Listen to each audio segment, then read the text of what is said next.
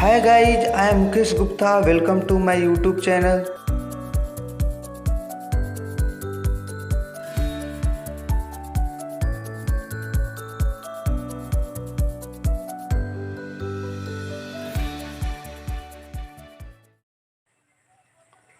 प्रिय दोस्तों, आज हम लोग बहुपद चैप्टर का पार्ट 2 वीडियो कंप्लीट करेंगे।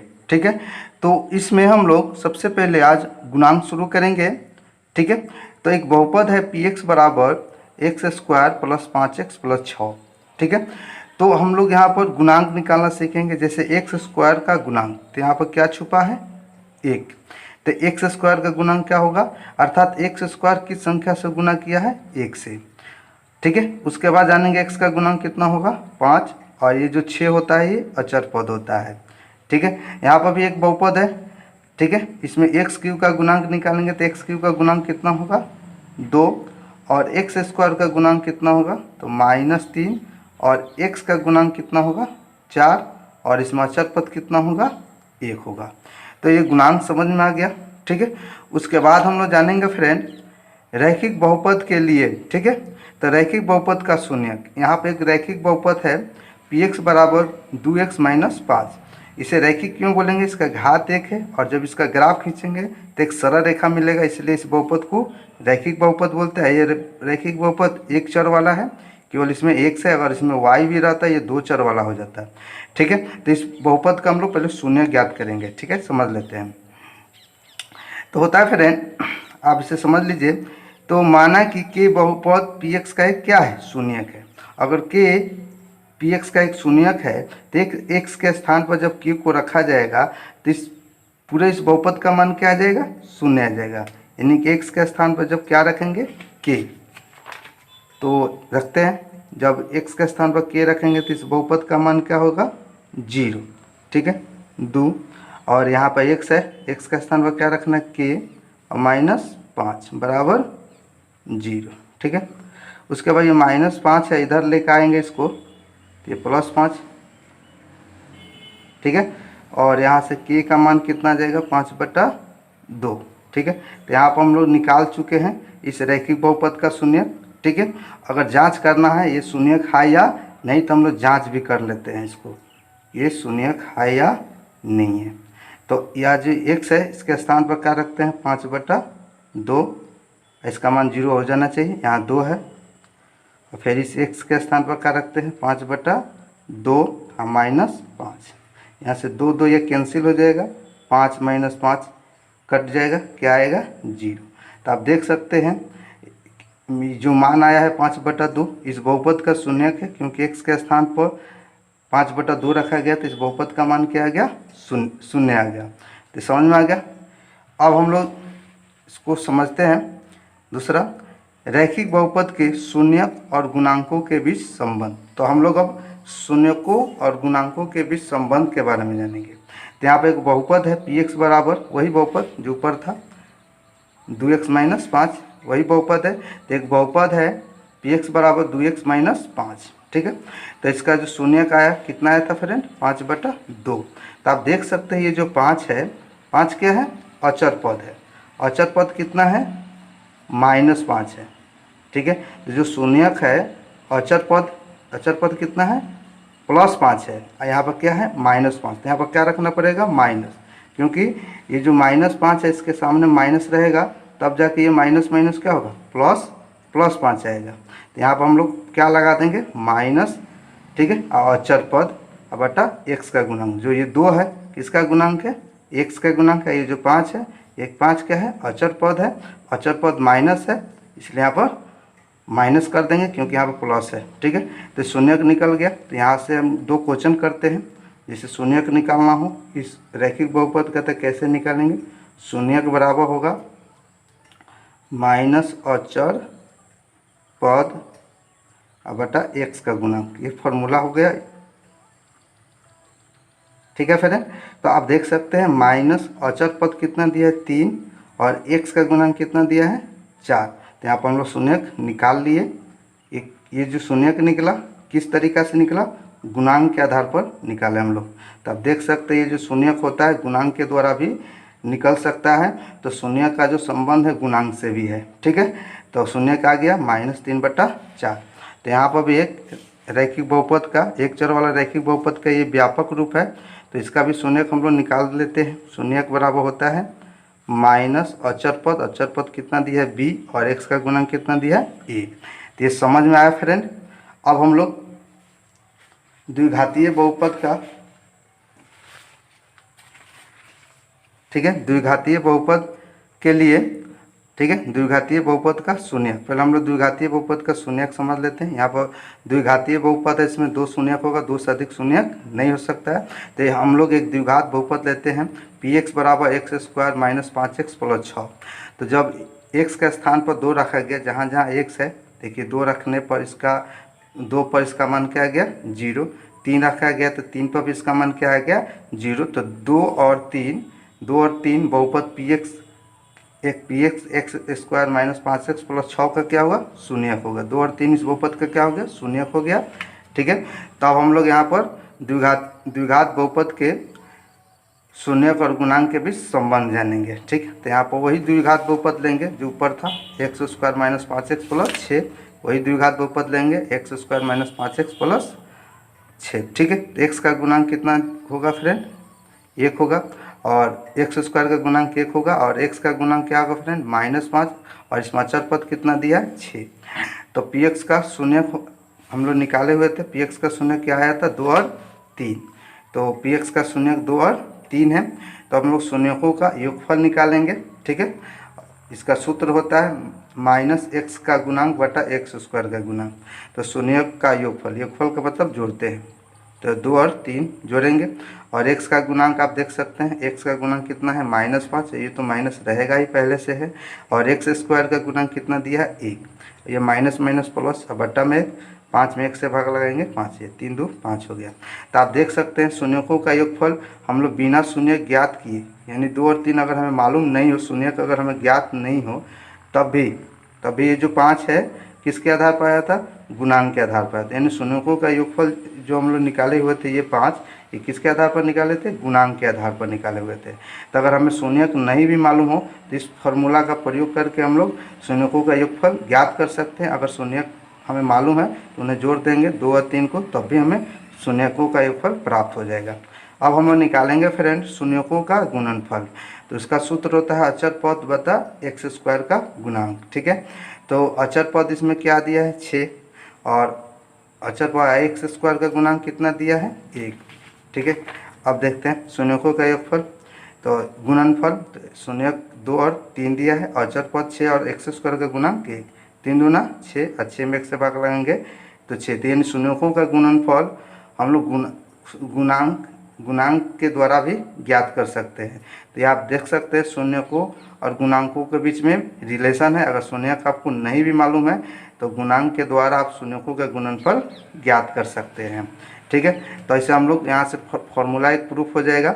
यदि द्विघात बहुपद ax² plus bx plus c का शून्यक अल्फा और बीटा हो, अल्फा और बीटा 2 ग्रीक अक्षर है। ठीक है, तो यदि 2 शून्यक अल्फा और बीटा हो तो शून्यकों का योगफल जो होता है -x का गुणांक बटा x² का गुणांक। ठीक है, तो शून्यकों का योगफल शून्यक अल्फा और बीटा, तो इसका योगफल होगा अल्फा प्लस बीटा और x का गुणांक, तो x का गुणांक क्या होगा b, और माइनस तो रहेगा ही, और x² का गुणांक क्या है a। ठीक है, तो शून्यकों का योगफल अल्फा प्लस बीटा बराबर क्या हो गया -b बटा a, और शून्यकों का गुणनफल अल्फा इंटू बीटा बराबर अचर पद, तो यहाँ पर अचर क्या है c, x² गुणांक क्या दिया है a। तो शून्यकों का गुणनफल अल्फा इंटू बीटा बराबर क्या होगा फ्रेंड c बटा e। ठीक है, ये समझ में आया फ्रेंड। अब आता है एक द्विघात बहुपद। ठीक है फ्रेंड, इसको समझ लेते हैं। द्विघात बहुपद, तो द्विघात बहुपद का जो सूत्र होता है px, वो होता है कि x² minus alpha plus beta into x plus alpha into beta. तो फ्रेंड अगर शून्यक शून्यकों का योगफल और गुणनफल या शून्यक दिया रहे तो इस सूत्र के माध्यम से, केवल बहुपद का शून्यक दिया रहे और कुछ नहीं दिया रहे तो इस सूत्र का प्रयोग करके हम उस द्विघात बहुपद को ज्ञात कर सकते हैं। अब हम लोग फ्रेंड त्रिघातीय बहुपद के बारे में जानेंगे। ठीक है, तो अब देखिए, एक त्रिघातीय यदि त्रिघात बहुपद ax³ bx² plus cx plus d का 3 शून्यक अल्फा बीटा और तथा गामा हो तो, ठीक है, ये त्रिघातीय बहुपद है तो इसमें 3 शून्यक होगा, और द्विघातीय बहुपद में 2 शून्यक होगा और रैखिक बहुपद में केवल 1 शून्यक होगा। ठीक है, तो यहाँ पर 3 शून्यक अल्फा बीटा और गामा हो तो शून्यकों का जो योगफल होता है alpha plus beta plus gamma बराबर वो होता है x² का गुणांक बटा x³ का गुणांक। ठीक है, ये आप देख सकते हैं x माइनस तो रहेगा ही, x² का गुणांक क्या दिया फ्रेंड b, और ये माइनस रहेगा, और x³ का गुणांक कितना दिया है a, तो alpha plus beta plus gamma बराबर क्या होता है माइनस b बटा a। ठीक है, उसके बाद हम लोग दो अलग अलग शून्यकों के गुणनफल का योगफल देख सकते हैं। इसमें अल्फा बीटा दोनों अलग अलग शून्यक है, बीटा गामा, तो दो शून्यकों के गुणनफल का हम लोग क्या निकालेंगे, योगफल निकालेंगे। तो alpha into beta plus beta into gamma plus gamma into alpha बराबर होता है c बटा a। c क्या है, c जो है x का गुणांक है, c क्या है x का गुणांक है, और ये क्या है x³ का गुणांक है। अब हम लोग जानेंगे शून्यकों का गुणनफल। तो alpha into beta into gamma बराबर होता है माइनस d बाई ए, और माइनस तो रहेगा, ये अचर पद d क्या है, अचर पद है, और a क्या है x³ का गुणांक। ठीक है, तो याद रखिए alpha into beta into gamma बराबर माइनस d बटा ये होता है, तो ये समझ में आ गया। अब हम लोग त्रिघात बहुपद कैसे ज्ञात करेंगे, px बराबर होता है k into x³ minus alpha plus beta plus gamma into x² plus alpha into beta plus beta into gamma plus gamma into alpha into x minus alpha into beta into gamma. तो ये formula हो गया। अगर किसी त्रिघात बहुपद का शून्यक alpha beta gamma दिया रहे तो इस सूत्र का प्रयोग करके उस त्रिघातीय बहुपद को हम लोग ज्ञात कर सकते हैं। ठीक है, तो फ्रेंड ये समझ में आ गया। अब एक मैं ट्रिक के द्वारा आपको याद करवा रहा हूँ। जैसे आप लोग जानते हैं ABCD, ठीक है, कुछ नहीं करना है, नीचे A लगा देना है, इसमें भी A लगा देना है, इसमें भी A, ठीक है, इसको कैंसिल कर देना है। इसमें दो में क्या लगा देना है, माइनस, क्या लगाना है।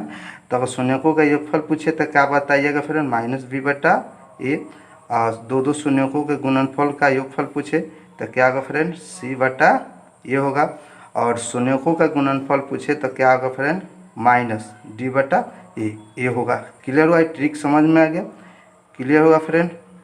तो ट्रिक के द्वारा इस फॉर्मूला को याद रखिएगा, b बटा ए माइनस b बटा ए, c बटा ए माइनस d बटा, नीचे तीनों में क्या रहेगा a। आइए तो अल्फ़ाबेट क्रम में है बी सी, ए को छाट देना, ABCD यानी क्रम में BCD, केवल इसमें क्या लगा देना है फ्रेंड, माइनस लगा देना है। तो अब हम लोग NCERT से क्वेश्चन करेंगे जो प्रश्नावली 2.2 से होगा। ठीक है, तो फ्रेंड आप देख सकते हैं प्रश्नावली 2.2 का हम लोग फर्स्ट क्वेश्चन करेंगे।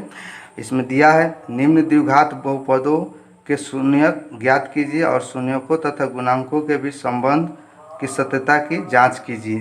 तो इसको हम लोग कवर करते हैं। पहला क्वेश्चन है, यहाँ पर एक द्विघात बहुपद px बराबर दिया है x² माइनस 2x माइनस 8। ठीक है, तो किसी भी द्विघात बहुपद का अगर शून्यक हमें ज्ञात करना हो तो सबसे पहले उस द्विघात बहुपद को शून्य के बराबर कर देंगे। तो px बराबर शून्य है, यहाँ पर px का मान क्या होगा, x² माइनस 2x माइनस 8 बराबर अब 0। और इस द्विघात बहुपद का हमें शून्य कैसे ज्ञात कर, उसका रूल होता है। इसमें रूल क्या होता है, पहला पद और अंतिम पद में गुना कर देते हैं। तो x² माइनस 8 में गुना होगा तो माइनस 8² और बीच वाले पद को लिख देते हैं माइनस 2x। तो हमें दो पद ढूंढना है जिसको गुना करने पर माइनस 8x² और उसको जोड़ने पर माइनस 2x आ जाए। तो वो पद कौन कौन सा होगा फिर गुना करने पर इतना आ जाए, तो माइनस 4x और 2x, इसको गुना करेंगे तो माइनस 8x² होगा, और माइनस 4x और 2x को जोड़ देंगे तो माइनस 2x होगा। तो ये समझ में आ गया, ये तरीका हो गया ज्ञात करने का। तो अब आगे करना क्या है इसको समझ लेते हैं। x², ये जो माइनस 2x है उसके स्थान पर क्या रख देना है, माइनस 4x प्लस 2x और -8 बराबर 0। समझ में आया फ्रेंड। अब दोनों में क्या शामिल है, एक्स। एक्स को बाहर निकालेंगे तो दो एक्स है तो एक एक्स बच जाएगा और -4। और इसमें देख सकते हैं इसमें 2 कॉमन ले सकते हैं, यहाँ पर x बचेगा, यहाँ पर 4 बराबर 0। और x - 4 दोनों में शामिल है तो इसको बाहर निकाल देंगे इसको, तो क्या बचेगा, x + 2 बचेगा। तो x - 4 को बाहर निकाल दिए तो क्या बचा फ्रेंड, x + 2 बराबर 0। और इस पद को हम लोग इसको बटा में ला दे रहे हैं, 0/x + 2 भाग लगाएंगे तो 0 होगा, x - 4 बराबर 0 हो जाएगा। तो यहाँ पर x बराबर क्या होगा, -4 है तो एक शून्य x बराबर 4 निकल गया। ठीक है, इसको ग्रीक अक्षर के रूप में से अल्फ़ा मान लेते हैं। अल्फ़ा बराबर मान लीजिए क्या नहीं मिला हमें, 4। ठीक है, चलिए इसको हम लोग बटा में लाए थे, अब इसको बटा में लाएंगे। जब लिखेंगे जब x + 2 0/x - 4 को बटा में ला देते हैं, भाग लगाएंगे तो x + 2 बराबर 0 + 2 है, उधर जाएगा तो क्या होगा, -2। इस शून्य को बीटा मान लेते हैं। ठीक है, तो इसमें अल्फ़ा बराबर 4 और बीटा बराबर -2। ठीक है, अब इसको समझते हैं फ्रेंड। यहाँ पर तुलना करते हैं अगर इस मानक द्विघात बहुपद से ax² bx + c, तो यहाँ पर a का मान कितना होगा फ्रेंड, x², ये तो है। यहाँ पर a के स्थान पर क्या दिया है, 1 होगा। और b का मान कितना होगा फ्रेंड, -2 होगा। और c का मान कितना होगा फ्रेंड, -8 होगा। तो ये क्लियर हुआ। गुणांक हम लोग निकाल लिए, x² का गुणांक यहाँ पर 1 दिया है और x का गुणांक b बराबर -2 दिया और c का मान कितना, अचर पद -8 दिया है। तो हम लोग शून्य ज्ञात कर रहे हैं। अब हम लोग शून्यकों और गुणांकों के बीच संबंध जानेंगे। शून्यक और गुणांकों के बीच संबंध। ठीक है, शून्यक और गुणांकों के बीच संबंध को जानेंगे। ठीक है, तो हम लोग जानते हैं अल्फ़ा + बीटा बराबर क्या होता है, सूत्र -b/a होता है। तो अल्फ़ा का मान कितना आया है, 4 और बीटा का मान आया -2। ठीक है, ये माइनस रहेगा b का मान कितना दिया फ्रेंड, -2 दिया है। तो b के जगह पर हम लोग -2 रखेंगे। और a का मान कितना आया है, a का मान 1 आया है, यहाँ पे 1 रख देंगे। ठीक है, तो अब इसको समझ लेते हैं। प्लस माइनस होगा, ये माइनस 1, 4 में से 2 घटा लेंगे तो 2 आए 1 में। तो ये समझ में आ गया, सत्यापित हो गया, यानी कि सही है। शून्यकों और गुणांकों के बीच ये संबंध सही है।